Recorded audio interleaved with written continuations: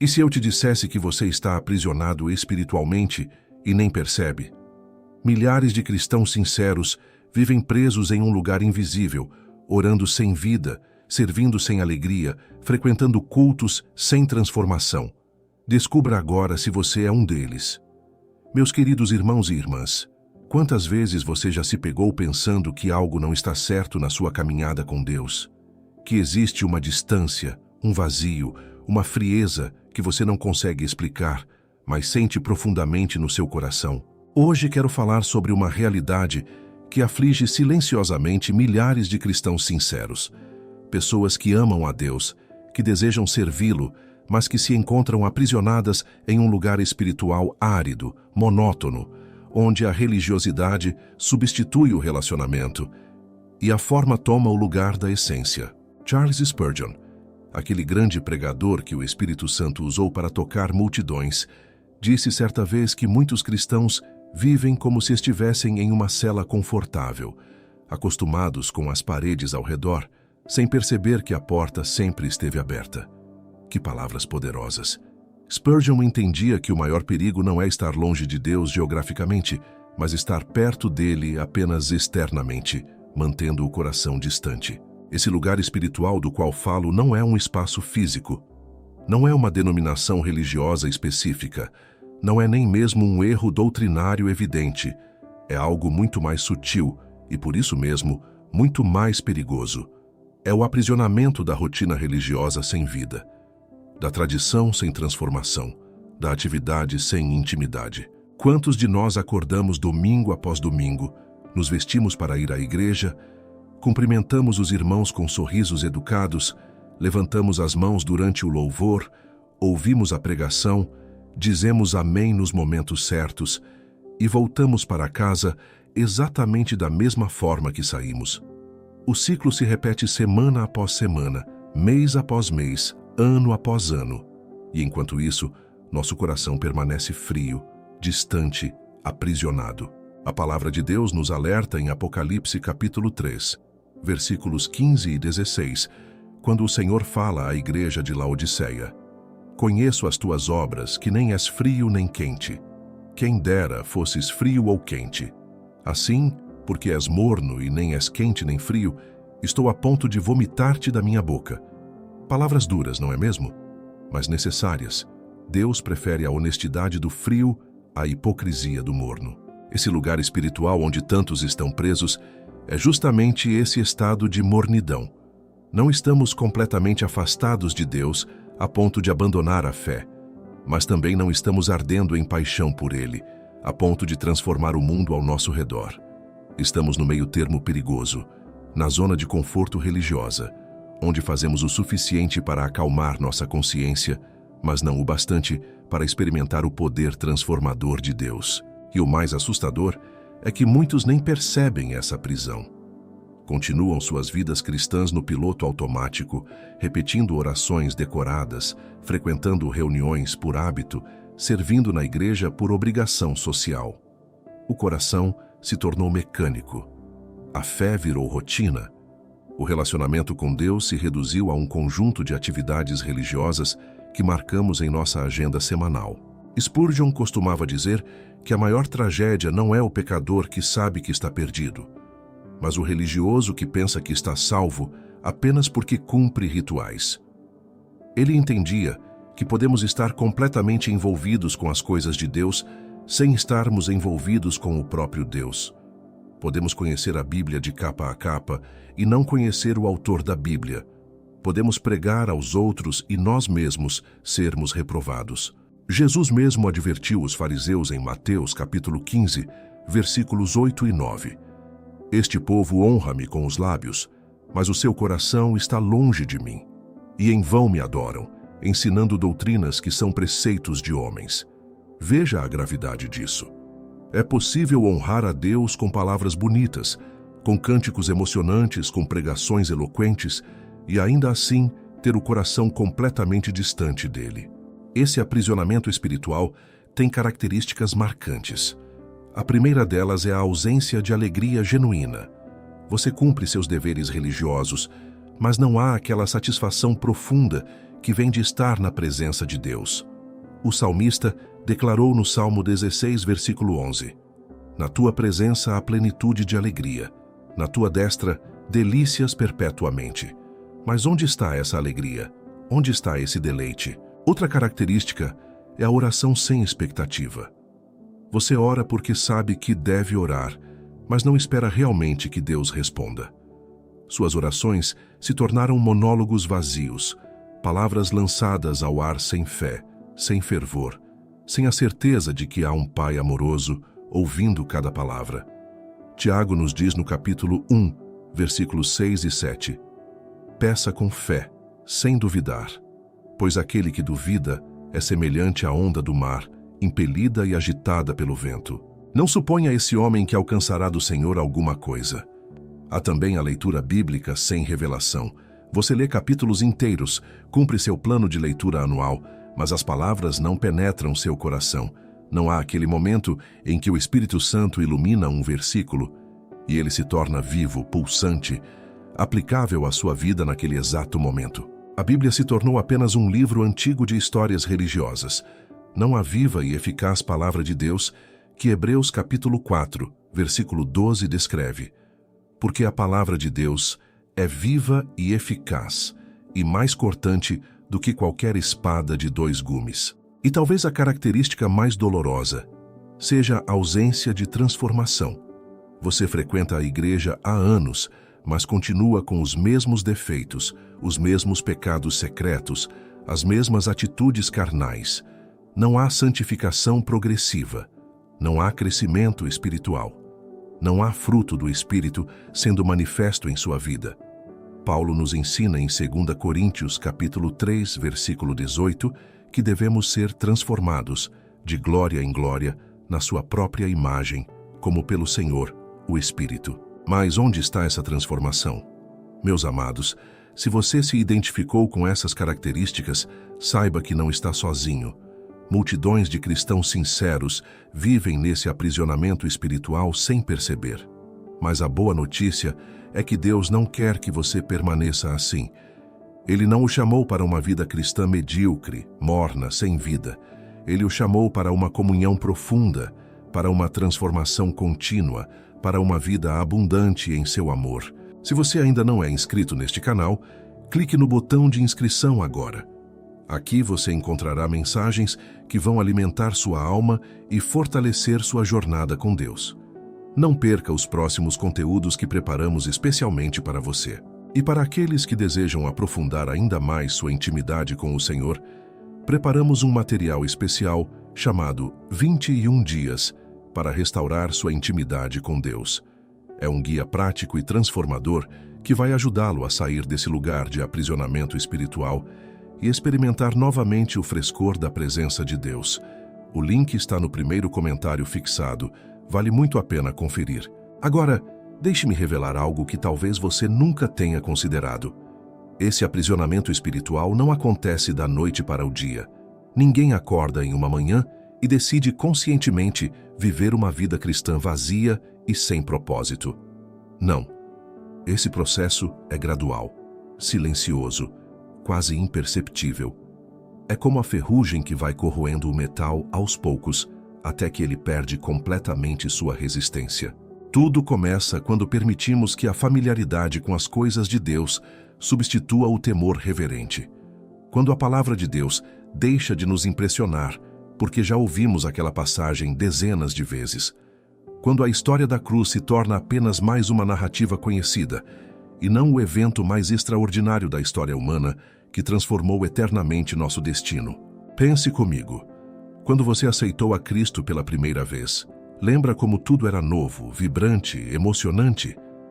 Cada versículo bíblico parecia ter sido escrito especialmente para você.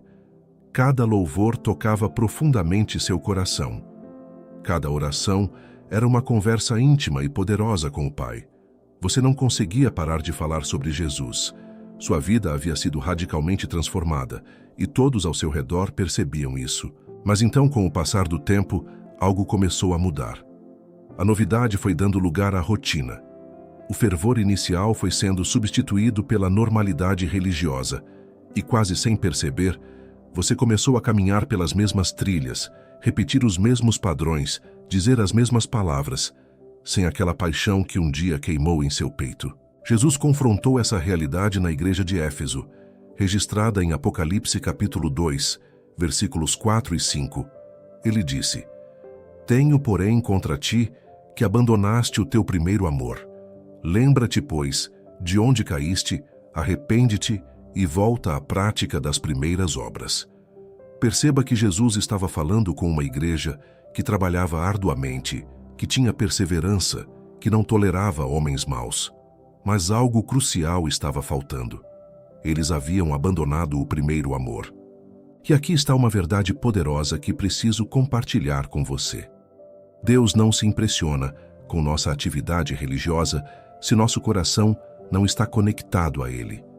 Você pode estar envolvido em 10 ministérios diferentes na igreja, pode liderar células, pode participar de todos os eventos, pode até pregar e ensinar. Mas se você perdeu aquele primeiro amor, aquela intimidade genuína com o Senhor, tudo isso se torna vazio aos olhos de Deus. O profeta Isaías trouxe uma palavra contundente no capítulo 1, versículos 11 a 15. Deus disse através dele: De que me serve a mim a multidão de vossos sacrifícios? Estou farto dos holocaustos de carneiros e da gordura de animais cevados. Quando vindes para comparecer perante mim, quem requereu de vós isto? Que viesseis a pisar os meus átrios? Quando estendeis as mãos, escondo de vós os olhos. Sim, quando multiplicais as vossas orações, não as ouço, porque as vossas mãos estão cheias de sangue. Palavras duras, não é mesmo? Mas extremamente necessárias.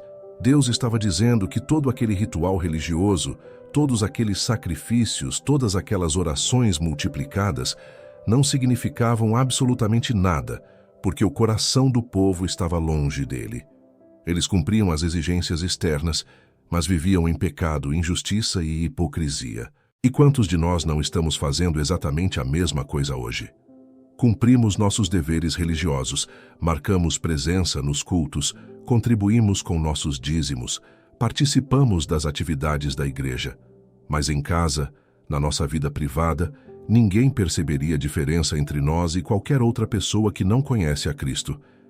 Nosso temperamento continua explosivo, nossas palavras continuam ásperas, nossos pensamentos continuam impuros, nossa ambição continua egoísta. Esse é o aprisionamento.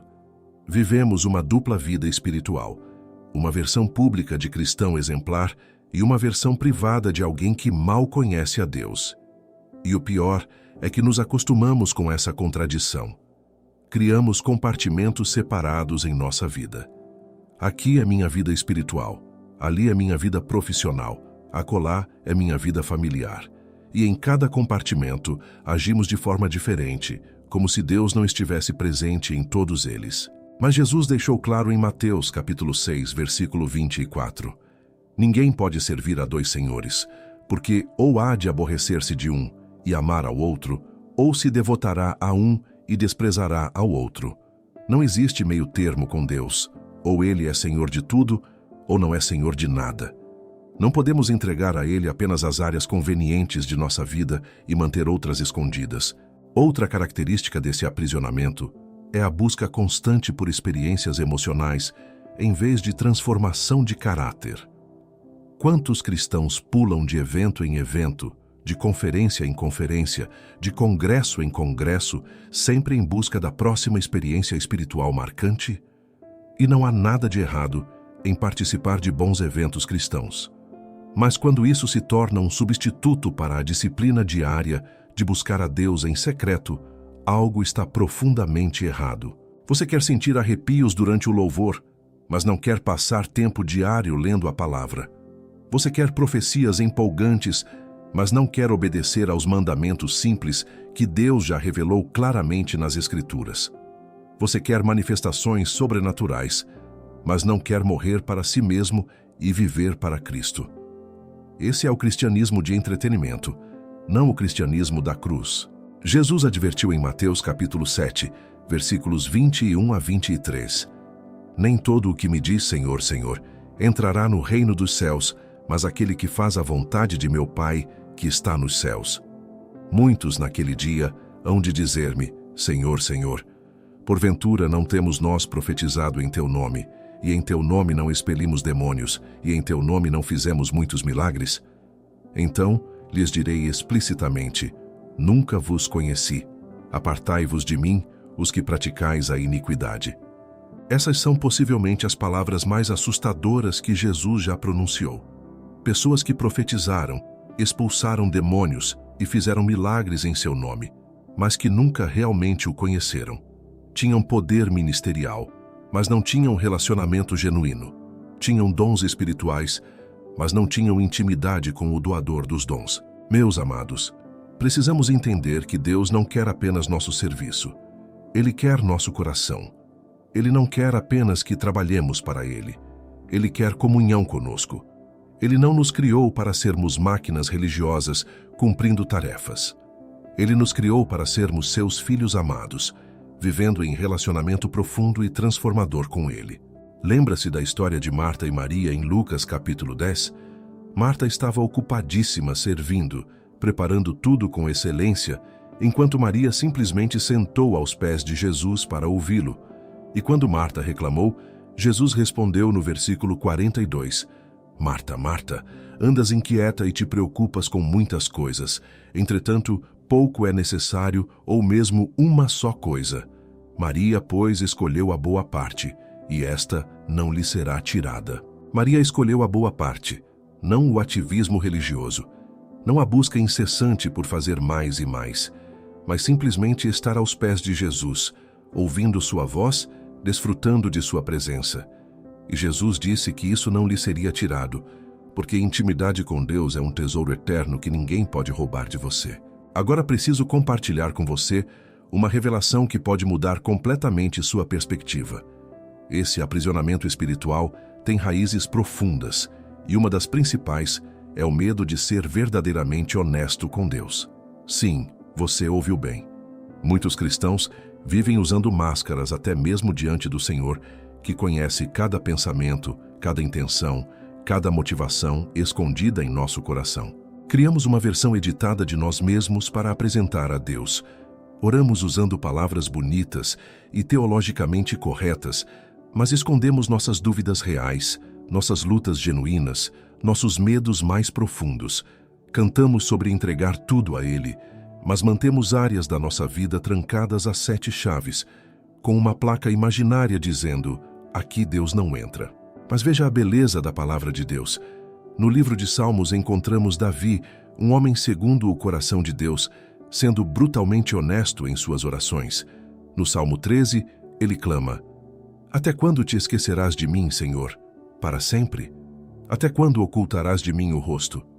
Davi estava questionando a Deus, estava expressando sua frustração, sua confusão, seu sentimento de abandono. E Deus não o fulminou por isso. Pelo contrário, essas orações honestas e vulneráveis estão registradas nas Escrituras Sagradas para nossa edificação, porque Deus prefere nossa honestidade imperfeita à nossa hipocrisia religiosa. Ele quer que venhamos a Ele como realmente somos, não como achamos que deveríamos ser. O Salmo 62, versículo 8 nos convida: derramai perante Ele o vosso coração, Deus é o nosso refúgio. Derramar o coração significa esvaziar tudo o que está dentro: as mágoas, as decepções, as raivas, as frustrações, as dúvidas, os pecados secretos. Tudo, sem filtros, sem edições, sem máscaras. É nessa vulnerabilidade radical que encontramos verdadeira liberdade. Mas muitos de nós fomos ensinados que questionar é falta de fé, que duvidar é pecado, que expressar nossas lutas é sinal de fraqueza espiritual. E então guardamos tudo dentro, sorrimos nas reuniões da igreja, dizemos que está tudo bem, enquanto por dentro estamos desmoronando. E esse peso não confessado se torna mais uma barra da prisão espiritual que nos mantém cativos. Tiago nos ensina no capítulo 5, versículo 16: confessai, pois, os vossos pecados uns aos outros e orai uns pelos outros, para serdes curados. Perceba que a cura está conectada à confissão. Não podemos ser curados daquilo que insistimos em esconder. Não podemos ser libertos de prisões que fingimos não existir. Outra raiz profunda desse aprisionamento É o que chamo de cristianismo de comparação. Olhamos para outros cristãos que parecem ter tudo resolvido, que sempre têm um sorriso no rosto, que postam versículos inspiradores nas redes sociais, que parecem viver em constante vitória espiritual. E nos sentimos inadequados, inferiores, fracassados. Então começamos a fingir que também estamos bem. Criamos nossa própria versão editada de cristão perfeito para mostrar aos outros. Escondemos nossas lutas, disfarçamos nossas feridas, maquiamos nossas fraquezas. E quanto mais fingimos, mais presos ficamos. Porque verdade liberta, mas a mentira aprisiona. Paulo foi incrivelmente honesto em 2 Coríntios capítulo 12, versículos 9 e 10. Ele disse: "A minha graça te basta, porque o poder se aperfeiçoa na fraqueza. De boa vontade, pois, mais me gloriarei nas fraquezas, para que sobre mim repouse o poder de Cristo. Pelo que sinto prazer nas fraquezas, nas injúrias, nas necessidades, nas perseguições, nas angústias, por amor de Cristo. Porque, quando sou fraco, então é que sou forte." Que liberdade tremenda há nessas palavras. Paulo não estava fingindo ser super-homem espiritual. Ele reconhecia suas fraquezas, suas limitações, suas lutas, e foi justamente nessa honestidade que o poder de Cristo se manifestou de forma extraordinária. Porque Deus não busca pessoas perfeitas. Ele busca pessoas disponíveis, honestas, quebrantadas. Deixe-me falar agora sobre outro aspecto crítico desse aprisionamento. Muitos cristãos vivem sob o peso esmagador do legalismo religioso. Criamos listas intermináveis de regras, mandamentos humanos, tradições que não têm base bíblica sólida. E passamos nossa vida inteira tentando cumprir todas essas exigências, esperando assim ganhar a aprovação de Deus. Mas quanto mais tentamos, mais fracassamos. E quanto mais fracassamos, mais culpa carregamos. E quanto mais culpa carregamos, mais distantes nos sentimos de Deus. É um ciclo vicioso e devastador que aprisiona milhares de cristãos sinceros que genuinamente querem agradar ao Senhor. Paulo escreveu aos Gálatas palavras poderosas no capítulo 5, versículo 1. "Para a liberdade foi que Cristo nos libertou. Permanecei, pois, firmes e não vos submetais de novo a jugo de escravidão." Os cristãos da Galácia estavam caindo na armadilha de voltar ao legalismo judaico, achando que precisavam cumprir todas as leis cerimoniais para serem aceitos por Deus. E Paulo foi enfático: Cristo nos libertou. Não para que criássemos novas prisões religiosas, mas para que vivêssemos em liberdade genuína. Uma liberdade que não é libertinagem, não é desculpa para pecar, mas é a alegria de servir a Deus por amor, não por obrigação. É a satisfação de obedecer seus mandamentos porque reconhecemos que eles são para o nosso bem, não porque tememos sua punição. Entenda uma verdade fundamental. Deus não está de braços cruzados no céu, carrancudo, anotando cada erro seu numa lista interminável, esperando o momento certo para puni-lo. Não. Ele é um pai amoroso que deseja comunhão com você, que se alegra quando você se aproxima, que corre ao seu encontro quando você retorna para ele. A parábola do filho pródigo em Lucas 15 ilustra perfeitamente isso. Quando o filho que havia desperdiçado toda a sua herança em vida dissoluta decidiu voltar para casa, o pai não ficou esperando na varanda de braços cruzados. O versículo 20 diz: "Vinha ele ainda longe quando seu pai o avistou, e compadecido dele, correndo, o abraçou e beijou." O pai correu, abraçou, beijou. Essa é a natureza do nosso Deus. Mas muitos de nós vivemos como o irmão mais velho dessa parábola, servindo a Deus por anos a fio, mas sem alegria, cumprindo nossos deveres religiosos, mas ressentidos por dentro, comparando-nos com outros e nos sentindo superiores ou inferiores, perdendo completamente a essência do que significa ser filho de Deus e viver em seu amor. O irmão mais velho disse ao pai no versículo 29, "Há tantos anos que te sirvo sem jamais transgredir uma ordem tua, e nunca me deste um cabrito sequer para alegrar-me com os meus amigos." Percebe a mentalidade escrava? Ele estava na casa do pai, mas vivia como servo. Tinha acesso a tudo que o pai possuía, mas se sentia privado e injustiçado. Quantos cristãos vivem exatamente assim? Na casa do Pai, mas com mentalidade de servo, com acesso a todas as promessas de Deus, mas sentindo-se constantemente privados, frequentando a igreja, mas sem alegria, orando, mas sem expectativa, lendo a Bíblia, mas sem prazer, servindo, mas ressentidos. Esse é um dos aprisionamentos espirituais mais tristes e mais comuns no corpo de Cristo hoje. Há ainda outro aspecto desse aprisionamento que precisa ser exposto à luz. Muitos cristãos vivem presos ao que chamo de espiritualidade de aparências. Estão mais preocupados com o que os outros pensam do que com o que Deus vê. Construíram uma reputação religiosa que precisam manter a todo custo, mesmo que isso signifique viver uma mentira. Esses cristãos escolhem cuidadosamente as palavras que dizem na igreja. Controlam cada gesto, cada expressão facial durante os cultos. Postam nas redes sociais apenas o lado espiritual de suas vidas. Mas em casa, quando ninguém está olhando, são pessoas completamente diferentes. A máscara cai e a verdadeira natureza se revela. Jesus reservou suas palavras mais duras para esse tipo de hipocrisia. Em Mateus capítulo 23, versículo 27, ele disse: Ai de vós, escribas e fariseus, hipócritas, porque sois semelhantes aos sepulcros caiados, que por fora se mostram belos, mas interiormente estão cheios de ossos de mortos e de toda imundícia. Palavras fortes, mas necessárias. Um sepulcro caiado parece limpo e bonito por fora, mas por dentro está cheio de decomposição e morte.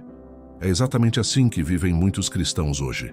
Uma aparência impecável de espiritualidade, mas um interior apodrecido pelo pecado não confessado, pela amargura escondida, pelo orgulho disfarçado de humildade. E o mais triste é que essa vida dupla consome uma energia tremenda. Você precisa lembrar constantemente qual versão de si mesmo mostrar em cada situação. Precisa controlar suas palavras, seus gestos, suas reações, para manter a fachada intacta. É exaustivo, é aprisionador. E no final das contas você não engana a Deus que vê além das aparências. Provérbios capítulo 21, versículo 2 nos lembra: Todos os caminhos do homem são puros aos seus olhos, mas o Senhor pesa os corações. Podemos justificar nossas ações diante dos outros. Podemos até convencer a nós mesmos de que estamos bem, mas Deus pesa os corações. Ele vê as intenções ocultas, as motivações secretas, os pensamentos que nunca verbalizamos. Deixe-me falar agora sobre uma prisão espiritual particularmente dolorosa: a prisão do passado não resolvido. Quantos cristãos carregam feridas profundas de anos atrás? Mágoas de irmãos que os feriram, traumas de líderes que os decepcionaram, culpa de pecados que, mesmo já confessados, continuam atormentando a consciência. E por que não processaram adequadamente essas dores? Porque não permitiram que Deus trouxesse verdadeira cura, eles ficam presos em um ciclo de amargura, ressentimento e condenação. Frequentam a igreja, mas seus corações estão fechados. Ouvem sobre perdão, mas não conseguem perdoar. Cantam sobre liberdade, mas permanecem cativos às prisões do passado. Hebreus capítulo 12, versículo 15 nos adverte: Atentando diligentemente, porque ninguém seja faltoso separando-se da graça de Deus, nem haja alguma raiz de amargura que, brotando, vos perturbe, e por meio dela, muitos sejam contaminados. Uma raiz de amargura. Ela cresce debaixo da terra, invisível aos olhos, mas suas consequências são devastadoras. Essa raiz contamina nossa adoração, contamina nossos relacionamentos, contamina nossa oração, contamina nossa leitura bíblica. Tudo fica filtrado através dessa lente de mágoa e ressentimento. E então nos perguntamos por que não conseguimos crescer espiritualmente, por que nossa fé parece estagnada, por que Deus parece distante. Mas a resposta está clara. Não é Deus que se afastou. Somos nós que construímos muros ao redor do nosso coração. Muros de autoproteção, de amargura, de falta de perdão. E esses muros que erguemos para nos proteger de mais dor acabam se tornando as paredes da nossa prisão espiritual. Jesus foi categórico em Marcos capítulo 11, versículos 25 e 26. E quando estiverdes orando, se tendes alguma coisa contra alguém, perdoai, para que vosso Pai Celestial vos perdoe as vossas ofensas. Mas, se não perdoardes, também vosso Pai Celestial não vos perdoará as vossas ofensas. O perdão não é opcional na vida cristã. É um mandamento claro e direto. E perceba algo crucial. Jesus conecta nossa capacidade de orar eficazmente com nossa disposição de perdoar. Enquanto houver falta de perdão em nosso coração, nossas orações ficam bloqueadas.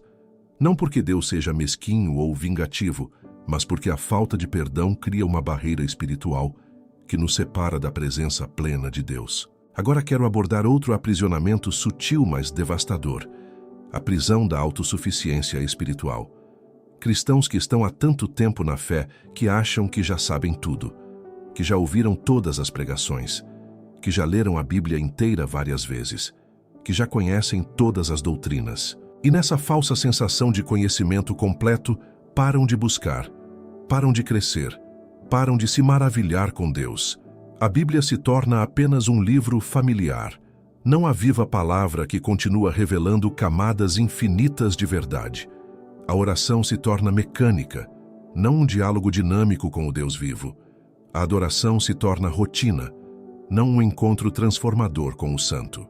Paulo, mesmo depois de décadas servindo a Cristo, mesmo depois de escrever grande parte do Novo Testamento, disse em Filipenses capítulo 3, versículos 12 a 14: Não que eu já tenha obtido tudo isso ou tenha sido aperfeiçoado, mas prossigo para conquistá-lo, pois para isso também fui conquistado por Cristo Jesus.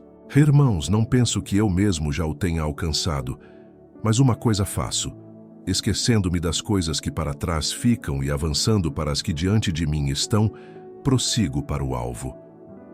Paulo nunca parou de buscar. Nunca achou que já havia chegado. Nunca se acomodou em suas conquistas espirituais passadas. Ele manteve até o fim de sua vida aquela fome insaciável por conhecer mais profundamente a Cristo. Essa é a postura que nos mantém livres do aprisionamento espiritual. Mas muitos cristãos perderam essa fome. Estão satisfeitos com o conhecimento superficial que possuem. Contentam-se em viver de experiências espirituais do passado, relembrando aquele congresso marcante de 10 anos atrás, aquele retiro transformador de 15 anos atrás, aquela revelação impactante de 20 anos atrás. Mas e hoje? O que Deus está fazendo na sua vida hoje? Jesus disse em Mateus capítulo 5, versículo 6: Bem-aventurados os que têm fome e sede de justiça, porque serão fartos. Perceba que a bem-aventurança, a felicidade espiritual genuína, está conectada à fome e sede contínuas. Não a uma saciedade estagnada, mas a um desejo constante por mais de Deus. Quando perdemos essa fome, quando achamos que já temos tudo o que precisamos, quando paramos de buscar ansiosamente a face de Deus, entramos em um estado perigoso de mornidão espiritual.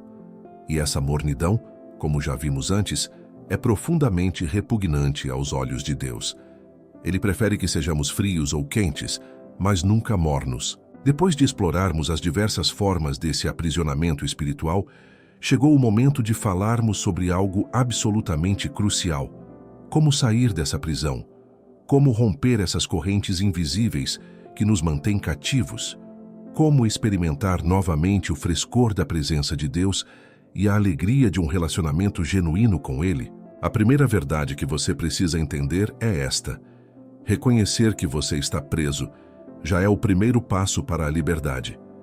Enquanto você nega o problema, enquanto finge que está tudo bem, enquanto mantém as aparências, não há possibilidade de mudança.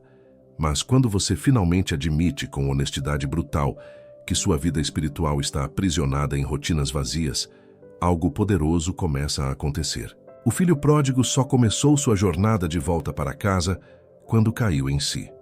Lucas capítulo 15, versículo 17 diz: Então, caindo em si, disse: Quantos trabalhadores de meu pai têm pão com fartura, e eu aqui morro de fome? Ele reconheceu sua condição miserável. Parou de fingir, parou de justificar. Simplesmente encarou a verdade nua e crua de onde suas escolhas o haviam levado. E é exatamente isso que Deus espera de você hoje. Não mais desculpas, não mais justificativas, não mais comparações com outros cristãos para se sentir melhor consigo mesmo. Apenas uma avaliação honesta da sua condição espiritual real. Você está satisfeito com sua vida de oração? Sua leitura da palavra tem transformado você? Seu relacionamento com Deus é íntimo e vibrante ou mecânico e frio? O profeta Joel trouxe uma palavra poderosa no capítulo 2, versículos 12 e 13. Ainda assim, agora mesmo diz o Senhor, convertei-vos a mim de todo o vosso coração, e isso com jejuns, com choro e com pranto. Rasgai o vosso coração, e não as vossas vestes, e convertei-vos ao Senhor vosso Deus, porque Ele é misericordioso e compassivo, e tardio em irar-se, e grande em benignidade. Rasgar o coração, não as vestes externas de religiosidade, mas o próprio coração. Isso fala de quebrantamento genuíno, de arrependimento profundo, de vulnerabilidade radical diante de Deus. Não é chorar algumas lágrimas durante um louvor emotivo e depois voltar para a mesma vida de sempre. É uma transformação interior que começa quando finalmente paramos de nos defender e nos abrimos completamente para Deus. E perceba a beleza do que Joel diz em seguida. Deus é misericordioso, compassivo, tardio em irar-se, grande em benignidade. Você não está se abrindo para um juiz cruel esperando para condená-lo. Você está se abrindo para um Pai amoroso que anseia por restaurar você, por curar você, por libertar você de todas essas prisões espirituais. O segundo passo essencial é voltar ao primeiro amor. Lembra quando Jesus confrontou a igreja de Éfeso por ter abandonado o primeiro amor? Ele não apenas apontou o problema, ele deu a solução. Em Apocalipse 2, versículo 5, ele disse, lembra-te, pois, de onde caíste, arrepende-te e volta à prática das primeiras obras. Lembrar, arrepender-se, voltar. 3 verbos de ação. Lembrar de como era quando você conheceu Jesus pela primeira vez. Aquela paixão, aquele fervor, aquela alegria incontrolável. Arrepender-se por ter permitido que essa chama se apagasse, que essa intimidade esfriasse. E então voltar à prática das primeiras obras, fazer aquilo que você fazia quando amava intensamente a Deus. Talvez você precise voltar a orar como orava no início. Não orações decoradas e rápidas, mas conversas longas e honestas com Deus. Talvez precise voltar a ler a Bíblia com a mesma fome de quando cada versículo parecia uma revelação pessoal. Talvez precise voltar a adorar com abandono, sem se preocupar com o que outros vão pensar. O terceiro passo é cultivar a presença de Deus acima de qualquer outra coisa. Davi declarou no Salmo 27, versículo 4, uma coisa peço ao Senhor, e a buscarei, que eu possa morar na casa do Senhor todos os dias da minha vida, para contemplar a beleza do Senhor e meditar no seu templo. Uma coisa, não 10 coisas, não 100 coisas. Uma única prioridade absoluta, estar na presença de Deus. Quantas coisas competem pela sua atenção e devoção hoje? Trabalho, família, ministério, redes sociais, entretenimento, ambições pessoais. E no meio dessa multidão de prioridades, a busca por Deus foi relegada a alguns minutos apressados pela manhã ou antes de dormir. Não é de admirar que nos sintamos espiritualmente vazios e aprisionados. Mas quando você faz da presença de Deus sua prioridade número 1, quando você organiza todo o resto da sua vida ao redor desse centro vital, algo extraordinário acontece. As prisões espirituais começam a se romper. A religiosidade vazia dá lugar à intimidade genuína. O legalismo sufocante é substituído pela alegria de servir por amor. Jesus deixou isso cristalino em Mateus capítulo 6, versículo 33. Buscai, pois, em primeiro lugar o seu reino e a sua justiça, e todas estas coisas vos serão acrescentadas. Em primeiro lugar, não em segundo, terceiro ou último. Em primeiro lugar. E quando fazemos isso, tudo o mais encontra seu devido lugar. O quarto passo é render-se completamente ao senhorio de Cristo. Não apenas chamá-lo de Senhor com nossos lábios, mas permitir que Ele seja verdadeiramente Senhor de cada área da nossa vida. Nossas finanças, nossos relacionamentos, nossos planos, nossos sonhos, nossos horários, nossas decisões. Tudo sob seu governo amoroso. Romanos capítulo 12, versículo 1 nos exorta: Rogo-vos, pois, irmãos, pelas misericórdias de Deus, que apresenteis o vosso corpo por sacrifício vivo, santo e agradável a Deus, que é o vosso culto racional. Apresentar nosso corpo, nossa vida inteira, como sacrifício vivo. Não mais vivendo para nós mesmos, mas completamente rendidos a Deus. E aqui está uma verdade paradoxal, mas profunda. É na rendição total que encontramos verdadeira liberdade. Quando paramos de lutar para controlar tudo, quando entregamos as rédeas da nossa vida para Deus, quando confiamos plenamente em sua sabedoria e bondade, as correntes da ansiedade, do medo, da autossuficiência se rompem. O quinto passo é buscar comunhão genuína com outros cristãos. Não apenas frequentar cultos onde você senta, ouve e vai embora sem conexão real com ninguém, mas relacionamentos verdadeiros, vulneráveis, onde você pode tirar a máscara e ser você mesmo, onde pode confessar suas lutas e receber oração e apoio. Hebreus capítulo 10, versículos 24 e 25 nos orienta: Consideremo-nos também uns aos outros, para nos estimularmos ao amor e às boas obras. Não deixemos de congregar-nos como é costume de alguns. Antes, façamos admoestações, e tanto mais quanto vedes que o dia se aproxima. Considerar uns aos outros. Estimular ao amor. Fazer admoestações. Isso vai muito além de apenas comparecer a reuniões. Muitos cristãos vivem isolados, mesmo estando cercados de outras pessoas na igreja, porque construíram muros de autoproteção, porque têm medo de serem julgados se revelarem suas fraquezas, porque preferem manter a fachada de cristão perfeito a arriscar serem vistos como realmente são. Mas é justamente nessa vulnerabilidade, nessa honestidade, nessa disposição de deixar outros entrarem na nossa bagunça, que encontramos cura e liberdade. Tiago não disse sem propósito que confessássemos nossos pecados uns aos outros para sermos curados. A cura acontece na comunhão autêntica, não no isolamento orgulhoso. Meus amados irmãos e irmãs, chegamos ao final desta mensagem, mas oro para que seja apenas o início de uma nova jornada na sua vida espiritual. Que você reconheça as prisões que o mantêm cativo e tenha coragem de rompê-las através do poder de Cristo. Se esta palavra tocou seu coração, inscreva-se no canal, deixe seu like e compartilhe nos comentários como Deus falou com você hoje. Isso nos incentiva a continuar produzindo conteúdos que edificam sua fé. E se você deseja aprofundar ainda mais sua intimidade com Deus, não deixe de conferir nosso e-book 21 Dias para Restaurar Sua Intimidade com Deus. O link está no primeiro comentário fixado. Será uma bênção na sua caminhada espiritual. Continue assistindo aos próximos vídeos que aparecerão na sua tela. Deus abençoe grandemente sua vida. Até a próxima.